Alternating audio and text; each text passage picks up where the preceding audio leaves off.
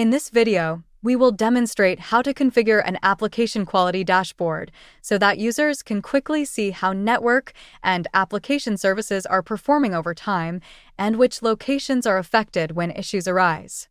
First, we will configure an application quality dashboard for a cloud monitoring use case.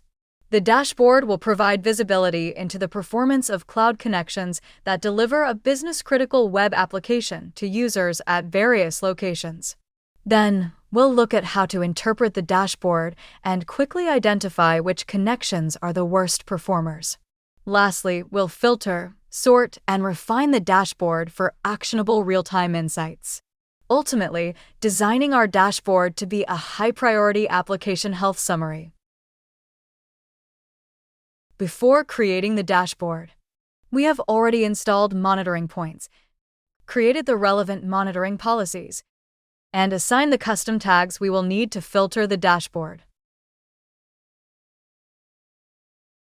To create a dashboard, log into AppNeta as an organization admin, advanced, or standard user.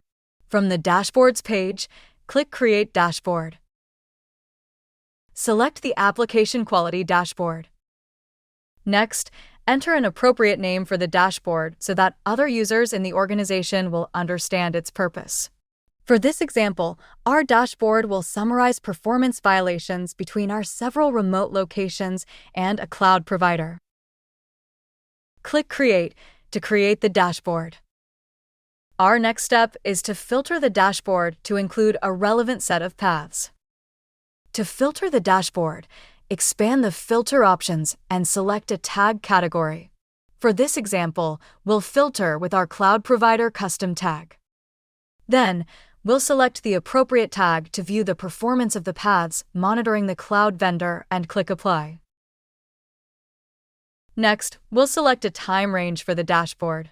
When choosing a time range, consider how frequently users will review the dashboard and whether the dashboard should automatically refresh. The one-day time range displays performance metrics from the last 24 hours up to the current hour. And 1 day is the only time range that supports automatic refresh. The 7-day and 30-day time ranges include performance data up to 11:59 p.m. yesterday in the user's time zone. For our example, we'll select a 7-day view. Next, we can refine the dashboard settings. In the Performance Data list, we will select Network and Web Path. This will display the performance of our selected network paths and associated web paths.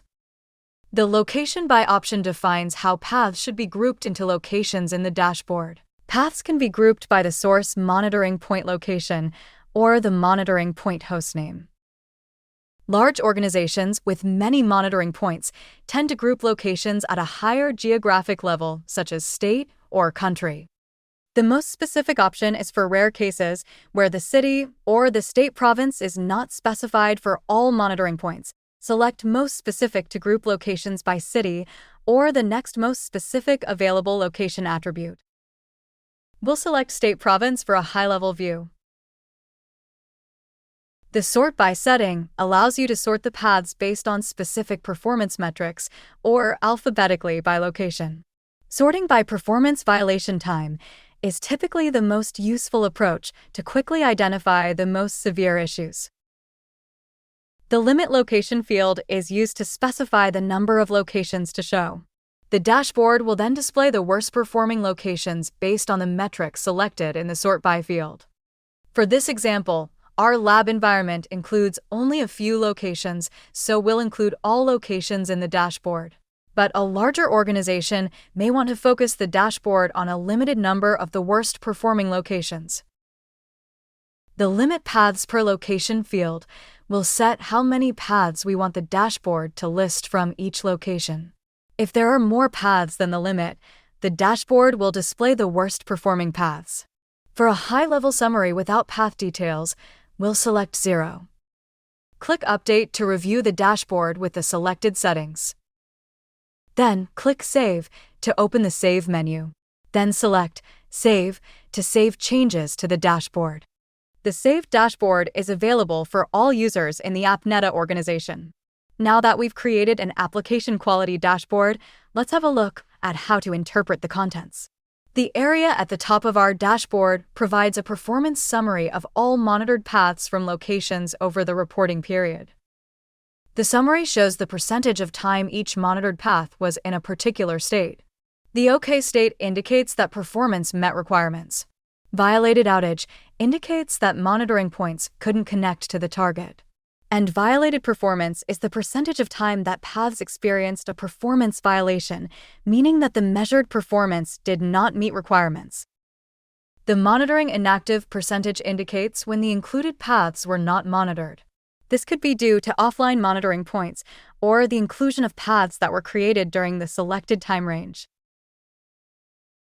These also serve as a color key for each chart summary below. OK is indicated by green, outage appears black. Performance violation is red. And monitoring inactive is white.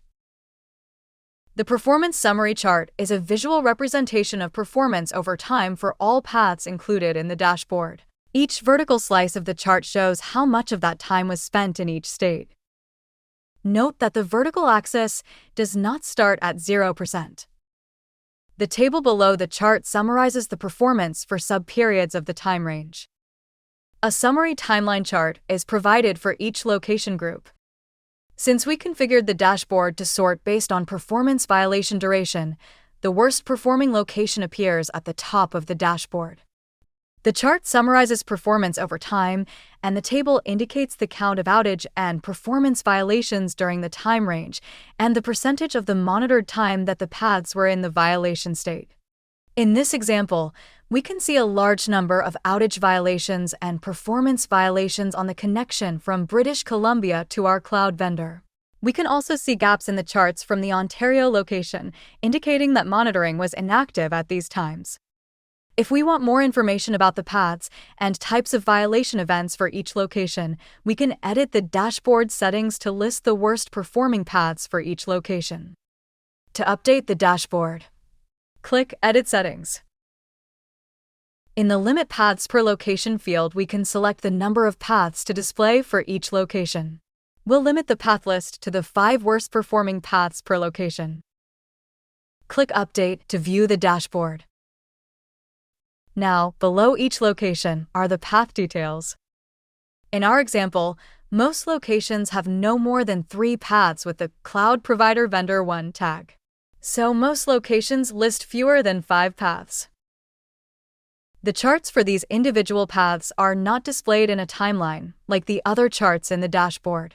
Each path shows the performance on a percentage scale, and the paths are sorted by performance violation time. In the British Columbia example, the large number of violations happened almost exclusively on one path.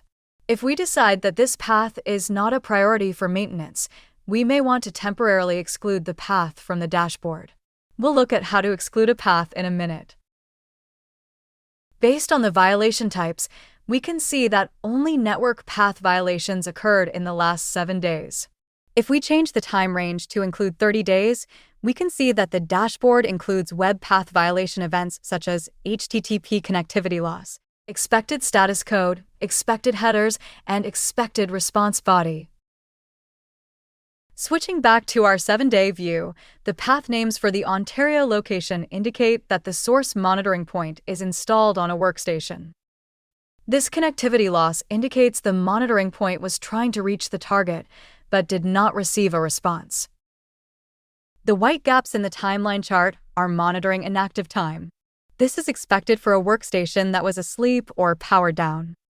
Since workstations are not relevant to the purpose of our example dashboard, we can add a filter to exclude native monitoring points and also exclude the noisy low-priority path from British Columbia that we looked at earlier. First, we exclude the workstation monitoring points by selecting the system tag, monitoring point type, and the value Mac OS. If we had Windows native monitoring points in this lab environment, we could select Windows as well.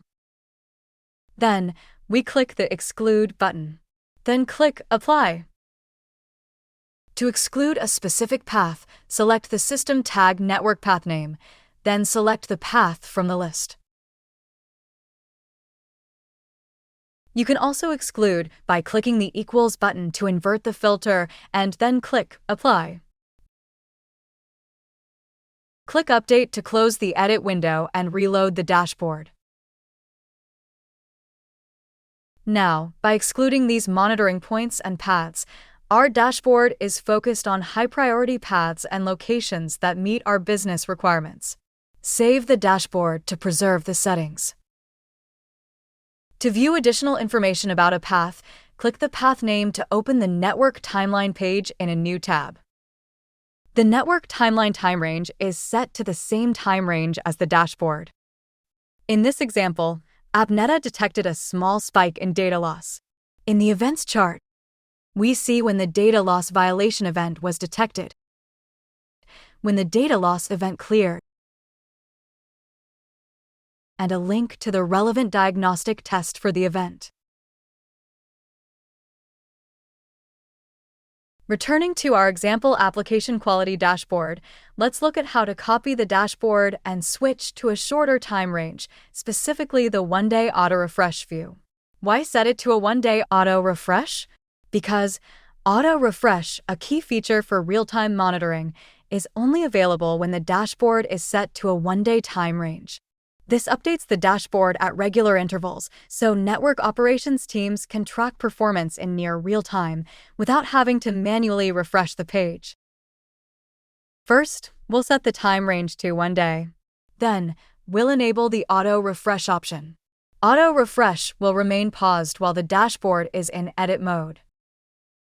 We'll keep our path limit on 5 to ensure the dashboard is relevant and easy to scan for our viewers. And click the Update button. Next, we'll save a copy of the dashboard. We'll open the Save menu. Choose Save As from the menu options. In the pop-up dialog, we'll enter a new name for the copied dashboard. This name should be unique to tell it apart from the original. The new one-day auto-refreshing dashboard becomes our operational tool, ideal for quickly detecting new issues, escalating problems, and making informed decisions in the moment. We'll set this version as our user's home dashboard for easier access during active monitoring sessions. And we'll move our 7-day dashboard to the top. This concludes the demonstration of how to create and configure the application quality dashboard to identify how network and application services are performing over time and which locations are affected when issues arise. Thanks for watching.